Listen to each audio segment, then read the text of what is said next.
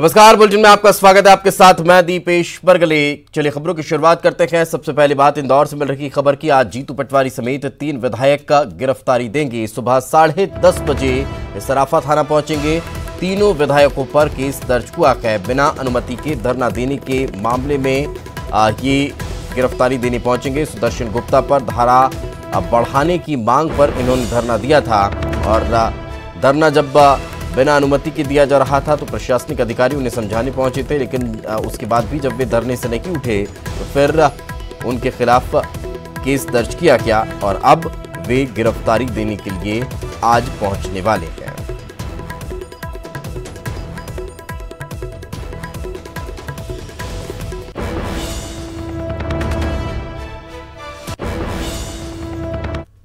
तो इंदौर में कल कांग्रेस नेताओं के सामने घुटना टेकने पर कार्रवाई देखने को मिली। एसडीएम और सीएसपी का देर रात तबादला कर दिया गया।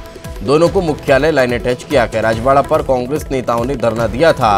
वीडियो के सामने आने पर अब उनके खिलाफ कार्रवाई की गई है। तो ये बड़ी खबर इस वक्त हम आपको बता रखे हैं। कल इस खबर को हमने दिखाया था कि किस तरह से अधिकारी नेताजी के सामने नतमस्तक हो गए थे, घुटना उन्होंने टेक दिए थे और यही वजह रही कि उनका देर रात तबादला कर दिया गया।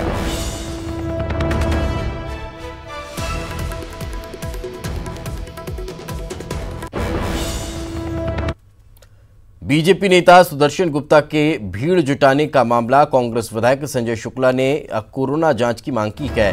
भीड़ में जुटे सभी लोगों के टेस्ट की मांग की गई है। कार्यक्रम में जुटे 5 लोग बीमार हुए। कंटेनमेंट एरिया के लोगों के बीच ये राशन बांटने गए थे और अब इस पूरे मामले को लेकर जांच की मांग की जा रही है।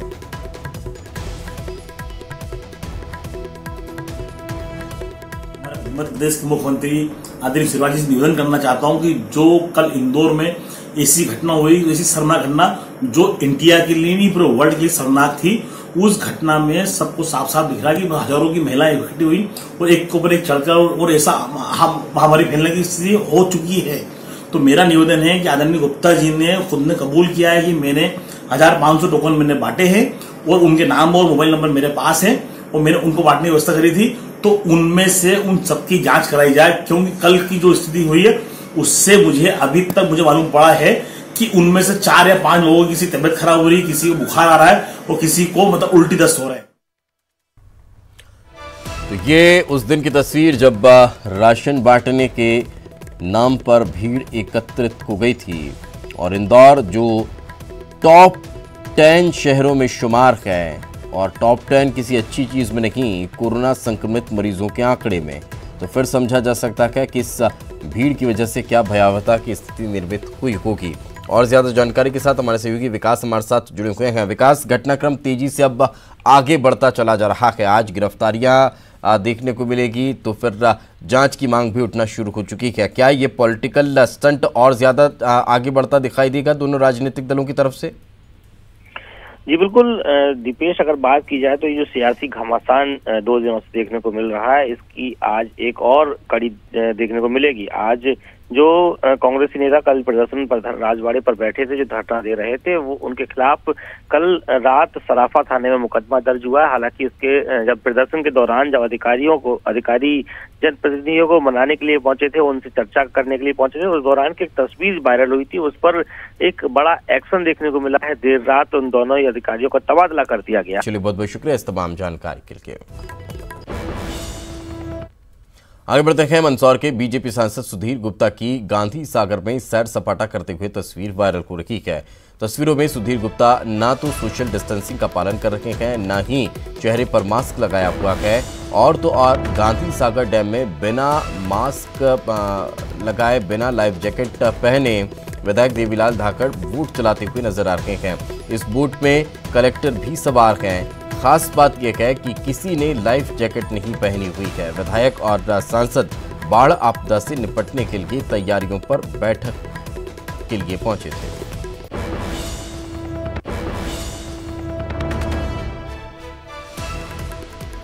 ये तस्वीर आप देख सकते हैं, किसी ने मास्क नहीं पहना है और सोशल डिस्टेंसिंग नाम की चीज़ भी यहाँ पर नज़र आ नहीं रही है और विदाउट लाइफ जैकेट इस तरह से बोट चलाते हुए सैर सपाटा हुए यहाँ पर करते हुए नजर आ रहे हैं।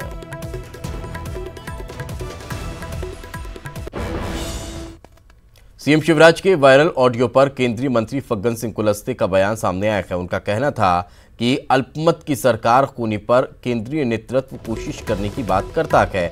केंद्रीय मंत्री ने शिवराज के बयान में कुछ भी गलत न होने की बात कही है। बीजेपी नेता ने दिल्ली में कोरोना के हालात को लेकर सीएम अरविंद केजरीवाल पर निशाना साधा है। ऐसा है, सरकार गिराना नहीं गिराना ये किसी के इशारे पे होता नहीं। भाई अल्पमत में सरकार आई तो केंद्रीय नेतृत्व ये जरूर कहता है कि भाई आप कोशिश करो, भाई आपके पास नंबर है, और उस आधार पे हमने सरकार बना लिया। उसमें कहीं किसी के कहने न कहने का कोई मुद्दा नहीं। मंत्री नरोत्तम मिश्रा दतिया पहुंचे। मंत्री ने पेयजल संकट को लेकर अधिकारियों के साथ बैठक की। इसके अलावा पौधारोपण कार्यक्रम में भी वे शामिल हुए। नरोत्तम मिश्रा ने प्रवासी मजदूरों को रजिस्ट्रेशन कार्ड बांटे, साथ ही संबल योजना के हितग्राहियों को आर्थिक सहायता के चेक भी बांटे हैं।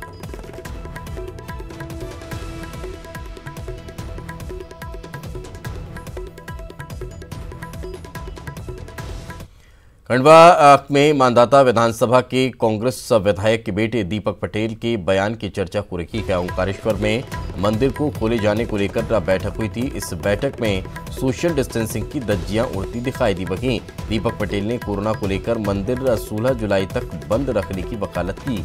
दीपक पटेल ने ओंकारेश्वर मंदिर को सबसे बड़ी दुकान बताते हुए मंदिर न खोले जाने की बात कही।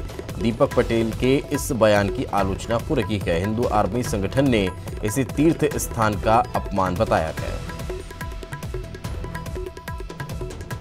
यहाँ जनता सिर्फ मंदिर के ऊपर डिपेंड है। सबसे बड़ी दुकान मंदिर है, सबसे बड़ी दुकान खुलेगी, बड़ी दुकान खुलेगी, छोटी दुकान खुलेगी। हमारी यही सहयोग है कि अभी 8-15 दिन का आगे बढ़ाने का प्रयास है। जो जनता चाहेगी, यहाँ की जो आम जन चाहेगी, उसके साथ है, हम उनसे बाहर देंगे। मांधाता विधायक के पुत्र जो कांग्रेस से विधायक है और उनके पुत्र दीपक पटेल ने कहा है कि मंदिर ही सबसे बड़ा व्यापार है, सबसे बड़ी दुकान है। ये मानसिकता एक बार फिर से कांग्रेस की ओछी मानसिकता दिखाती है, जो हमेशा से ही सनातन की विरोधी रही है। मैं शासन प्रशासन से मांग करता हूं कि दीपक पटेल जिसने जो ये वक्तव्य दिया है, उसके वजह से हमारे धार्मिक भावनाओं को ठेस पहुंची है। इसके ऊपर कल ही हम तुरंत एसपी साहब से ज्ञापन के माध्यम से एफआईआर की मांग करेंगे। इंदौर में कोरोना के 34 नए केस, जिले में पॉजिटिव मरीजों की संख्या 4063 हो चुकी है। स्वस्थ हुए मरीजों का आंकड़ा भी 2805 पहुंच चुका है। अब तक 170 मरीजों की कोरोना से जान गई है। 1088 मरीजों का इलाज चल रहा है। तो लगातार कोरोना के आंकड़े तो बढ़ रहे हैं, मगर स्वस्थ होने वाले मरीजों की संख्या में भी इजाफा होता जा रहा है। और ज्यादा जानकारी के साथ हमारे सहयोगी अरुण हमारे साथ जुड़ चुके हैं। अरुण, आंकड़ों को लेकर और क्या ताजा अपडेट? बिल्कुल, देखिए, अगर आंकड़ों की बात की जाए तो पिछले 24 घंटे में 1446 सैंपल लिए गए, जिसमें से 1391 सैंपल की जांच की गई, जिसमें 1349 सैंपल नेगेटिव निकले और 34 पॉजिटिव निकले। लेकिन जो संक्रमण की दर है वो लगातार बढ़ती जा रही है। 1.3% संक्रमण की दर थी, जो बढ़कर अब 3% तक पहुंच गई है, मतलब दुगने से भी ज्यादा हो गई है। इसमें चिंता करने की बात है, क्योंकि लगातार संक्रमण की दर बढ़ रही है। पहले जो सैंपल्स की जांच हुई थी वो करीब 3000 जब जांच हो रही थी, तब 40-41 सैंपल ही पॉजिटिव पाए जा रहे थे। अभी जो जांच हुई है वो 1300-1400 सैंपल की जांच हुई है और 34 सैंपल पॉजिटिव पाए गए हैं। तो लगातार संक्रमण की दर बढ़ रही है, साथ ही मौत का आंकड़ा भी बढ़ रहा है। पिछले 24 घंटे में 4 नए मरीजों की मौत की पुष्टि मेडिकल रिपोर्ट में हुई है, तो 170 मरीजों का मौत का आंकड़ा पहुंच गया है। लेकिन सबसे अच्छी बात है कि जो रिकवरी रेट है वो लगातार बढ़ता जा रहा है। 2806 मरीज जो है, 2805 मरीज हैं जो स्वस्थ होकर अपने घरों को लौट चुके हैं। ये अच्छी बात है कि रिकवरी रेट बढ़ रहा है और लोग स्वस्थ होकर अपने घरों को लौट रहे हैं। लेकिन अभी भी 288 ऐसे मरीज हैं जिनका इलाज अभी विभिन्न अस्पतालों में चल रहा है। तो कहीं ना कहीं वो भी जल्द स्वस्थ हों, अब यही उम्मीद की जा रही है। बहुत बहुत शुक्रिया और इस तमाम जानकारी के लिए। मध्य प्रदेश में कोरोना के बड़े मामले, कोरोना के मरीज 10,000 पार पहुंच चुके हैं। अब तक 7500 से ज्यादा मरीज स्वस्थ हुए हैं। मध्य प्रदेश में कोरोना से 443 की मौत हो गई है। इंदौर और भोपाल में संक्रमण के सबसे ज्यादा मामले सामने आए हैं।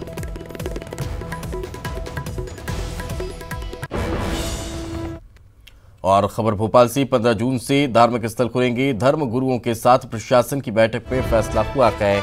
नई गाइडलाइंस के तहत धार्मिक स्थल खोले जाएंगे। तो ये बड़ी खबर इस वक्त हम आपको बता रहे हैं धार्मिक स्थलों को खोलने को लेकर।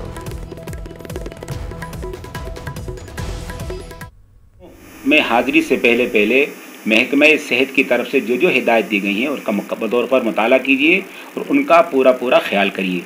उसमें ख़ासतौर से सफाई का ख्याल करना है, मस्जिदों की सफाई है, घर से वज़ू कर आइए और मस्जिदों के अंदर सोशल डिस्टेंस का पूरा ख्याल करिए। सफ़े बनाने के अंदर भी इसका ख्याल रखा जाए। वो जो हमारा मसला है कि कंधे से कंधा मिलाना या टखने से मखना है, फ़िलहाल मौजूदा हालात के अंदर सोशल डिस्टेंस का पूरा ख्याल करिए और मस्जिदों के अंदर भीड़ मत लगाइए और जो भी अहकामात महकमा सेहत की तरफ से दिए गए हैं उनका पूरा ख्याल कीजिए। और चलिए फिलहाल रुकेंगे एक छोटे से ब्रेक के लिए। ब्रेक के बाद जल्द हाजिर होंगे।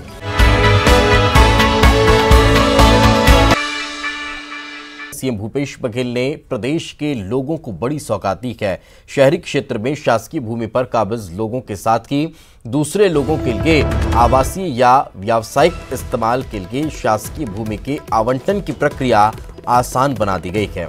नगरीय निकायों को कमर्शियल इस्तेमाल के लिए 25% मूल्य पर जमीन आवंटित की जाएगी।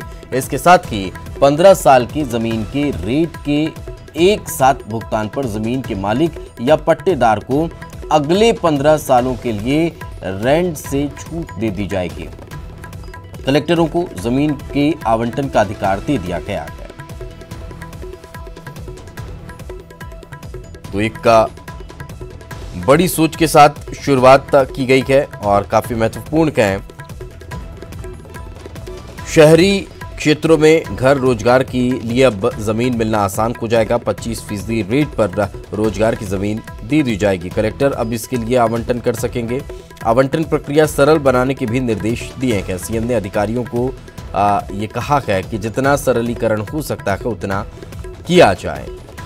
15 साल के जमीन का अगर रेंट आप एक साथ भुगतान कर देते हैं तो जमीन के मालिक या पट्टेदार को अगले 15 सालों के लिए किसी तरह का कोई रेंट नहीं देना पड़ेगा। उसके लिए उसे छूट दे दी जाएगी।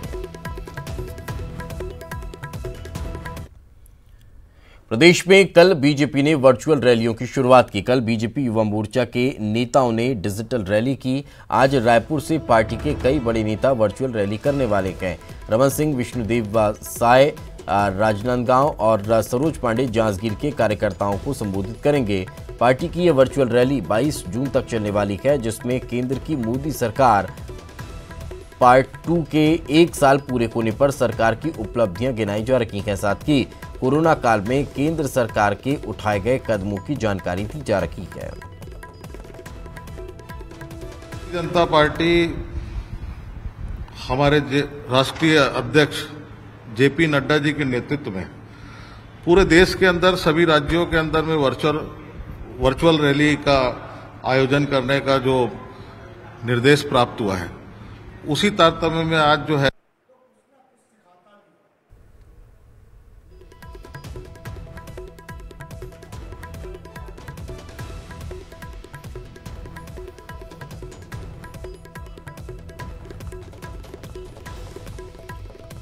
वर्चुअल रैली आज फिर देखने को मिलने वाली है और इस वर्चुअल रैली के जरिए कार्यकर्ताओं को संबोधित किए जाने का कार्यक्रम तय किया गया है। रायपुर के कार्यकर्ताओं को पूर्व मुख्यमंत्री डॉक्टर रमन सिंह संबोधित करने वाले हैं। राजनांदगांव के कार्यकर्ताओं से विष्णुदेव साय बातचीत करेंगे तो जांजगीर के कार्यकर्ताओं से सरोज पांडे मुखातिब होंगी। ये पूरा एक प्लान तैयार कर लिया गया है और इसी प्लान के तहत ये डिजिटल जनसंवाद देखने को मिलने वाला है। तो कार्यकर्ताओं को मोटिवेट करने के लिए, कार्यकर्ताओं को केंद्र सरकार की उपलब्धियां गिनाने के लिए ये जनसंवाद किया जा रहा है। ये वर्चुअल रैली देखने को मिलने वाली है। और ज्यादा जानकारी के साथ हमारे सहयोगी देवव्रत हमारे साथ जुड़ चुके हैं। देवव्रत, आखिर किस तरह से हो पा रही है ये वर्चुअल रैली और कैसा रिस्पांस मिल रहा है? जी बिल्कुल, कल भाजयुमो ने ये रैली निकाली थी वर्चुअल रैली तरीके से, और इसमें बृजमोहन अग्रवाल जो कि पूर्व मंत्री हैं उन्होंने संबोधित किया था तमाम भाजयुमो कार्यकर्ताओं को। और अब बीजेपी का डिजिटल जनसंवाद ये शुरू हो रहा है, जिसमें तमाम बड़े जो कार्यकर्ता हैं बीजेपी के वो शामिल होने वाले हैं। आला नेता जो भी हैं वो जिले के कार्यकर्ताओं को संबोधित करेंगे, और ये 14 जून से 22 जून तक के चलेगा। शुरुआत इसकी राजनांदगांव से होगी, और आज जिस तरह से ये बताया जा रहा है कि रायपुर, राजनांदगांव और जांजगीर जिले में बीजेपी अपनी ये वर्चुअल रैली करने जा रही है। डिजिटल जनसंवाद ये नाम दिया गया है। विष्णुदेव साय जो कि बीजेपी के नए प्रदेश अध्यक्ष हैं वो राजनांदगांव से इसकी शुरुआत करेंगे, वहां पे वो वर्चुअल रैली लेंगे। इसके अलावा जो पूर्व मुख्यमंत्री है रमन सिंह वो रायपुर में वर्चुअल रैली लेंगे। सरोज पांडे जांजगीर के कार्यकर्ताओं को संबोधित करेंगे। आज सुबह 11 बजे से ये रैली शुरू होगी, और जिस तरह से बीजेपी तमाम कार्यकर्ताओं को इसके लिंक शेयर किए गए हैं, और साथ ही ये भी कहा गया है कि वो ज्यादा से ज्यादा आम लोगों तक के इस लिंक को पहुंचाएं ताकि बीजेपी अपनी बात लोगों तक रख सके। और मुख्य उद्देश्य इस रैली का यही है कि मोदी सरकार के दूसरे कार्यकाल में 1 साल जो पूरे हुए हैं उसकी तमाम उपलब्धियों को इस दौरान बिल्कुल, तो 1 साल की उपलब्धियों को जनता तक पहुंचाने के उद्देश्य से ये काफी महत्वपूर्ण माना जा रहा है। बहुत बहुत शुक्रिया इस तमाम जानकारी के लिए। खबर रायपुर से। कोरोना का कहर लगातार जारी है। प्रदेश में कल कोरोना के 67 नए मरीज मिले हैं। कल 81 कोरोना मरीज डिस्चार्ज भी हो गए हैं। 25 जिलों तक का कोरोना पहुंच चुका है। दंतेवाड़ा में भी कोरोना ने दस्तक दी है। दंतेवाड़ा में कोरोना के 2 नए मामले सामने आए हैं। अब तक 1512 मामले देखने को मिल चुके हैं। 875 एक्टिव मरीज हैं, तो 631 मरीजों ने कोरोना को मात दी है। कोरोना के 6 मरीजों की मौत भी हो चुकी है। प्रदेश में कोरोना की जांच का आंकड़ा 1 लाख पार कर चुका है। तो जांच जो हो रही है वो आंकड़ा 1 लाख के पार पहुंच चुका है, लेकिन उसमें से कुल केस 1512 रहे हैं, जिनमें से 875 लोगों का भी इलाज चल रहा है, तो 631 स्वस्थ हो चुके हैं।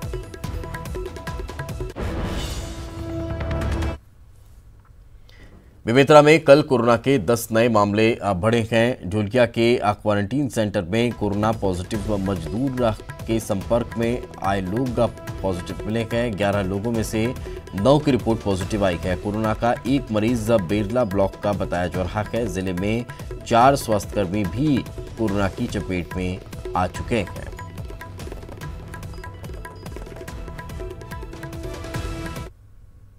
तो कवर्धा में कोरोना के 5 नए मामले सामने आए हैं। सभी कोरोना मरीज प्रवासी मजदूर हैं, जिन्हें 14 दिन के लिए क्वारंटीन किया गया था। इनके सैंपल जांच के लिए रायपुर एम्स भेजे गए थे।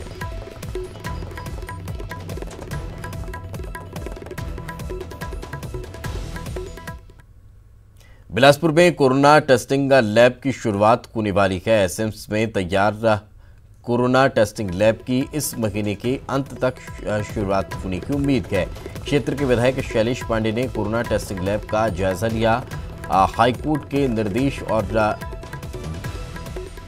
डीएमई के निरीक्षण के बाद सिम्स में कोरोना टेस्टिंग लैब शुरू करने की स्वीकृति मिली थी।